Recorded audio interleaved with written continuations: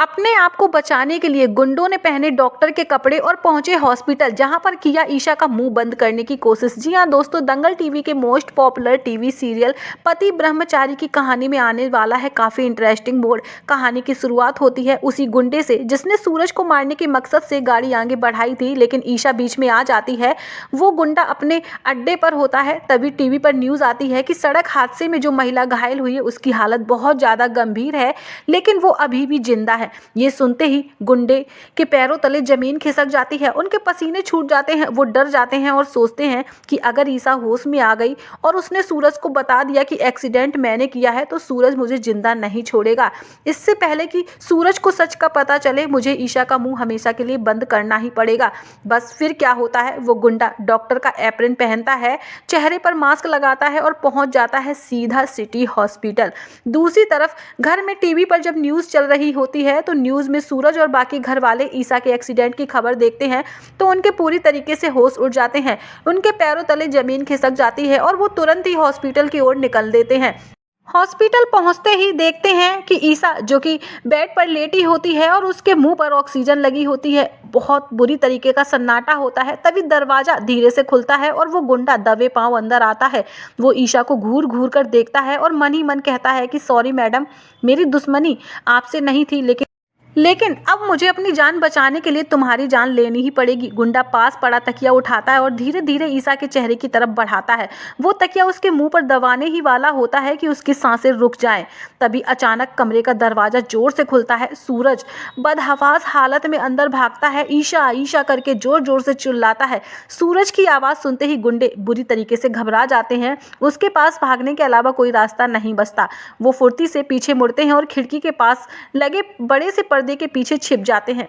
सूरज दौड़कर ईशा के बेड के पास आता है। उसकी आंखों में आंसू निकल रहे होते हैं। वो ईशा का हाथ पकड़कर रोने लगता है और कहता है कि ये मैंने क्या कर दिया, मेरी वजह से तुम यहाँ हो। उठो ईशा, मुझे माफ कर दो, मुझसे बहुत बड़ी गलती हो गई। गुंडा पर्दे के पीछे से ये सब कुछ देख रहा होता है और मौके का इंतजार कर रहा होता है।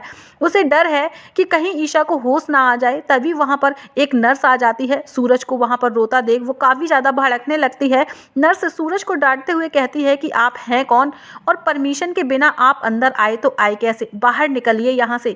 सूरज जो कि फूट फूट कर रोता है, हाथ जोड़कर गिड़गिड़ाता है, कहता है कि सिस्टर, मैं इसका पति हूँ, प्लीज़ मुझे इसके पास रहने दीजिए। नर्स का गुस्सा और तेज बढ़ जाता है। वो कहती है कि पति, आप कैसे पति हैं?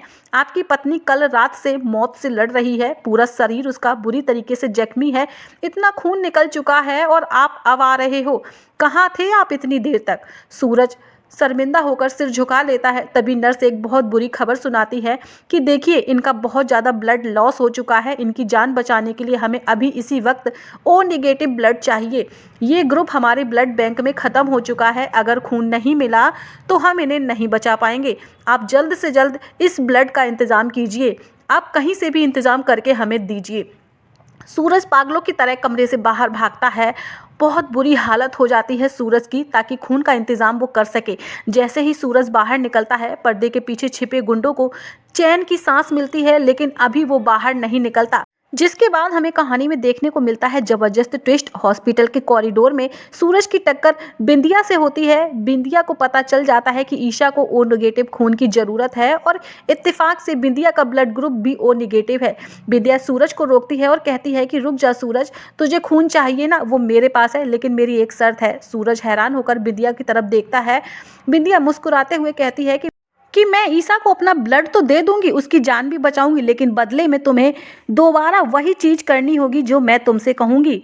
तुझे फिर से वो पुराना वाला सूरज गुंडा बनना होगा और हमेशा के लिए आईएएस ऑफिसर का सपना छोड़ना होगा। सूरज के पास दो रास्ते हैं, या तो अपना सपना और अच्छाई चुने या फिर ईशा की जान। तो दोस्तों, अब ये देखना काफ़ी ज़्यादा इंटरेस्टिंग होगा, क्या सूरज ईशा को बचाने के लिए बिंदिया की खौफनाक शर्त मानेगा और वो गुंडा जो अभी भी कमरे के पीछे छिपा है, क्या वो सूरज की गैर मौजूदगी में ईशा को मार देगा, अपने आप को बचाने के लिए ईशा की जान ले लेगा? ये देखना बेहद दिलचस्प होगा। फिलहाल तो वैसे आपका क्या कहना है, सूरज को क्या करना चाहिए, कौन सा रास्ता चुनना चाहिए?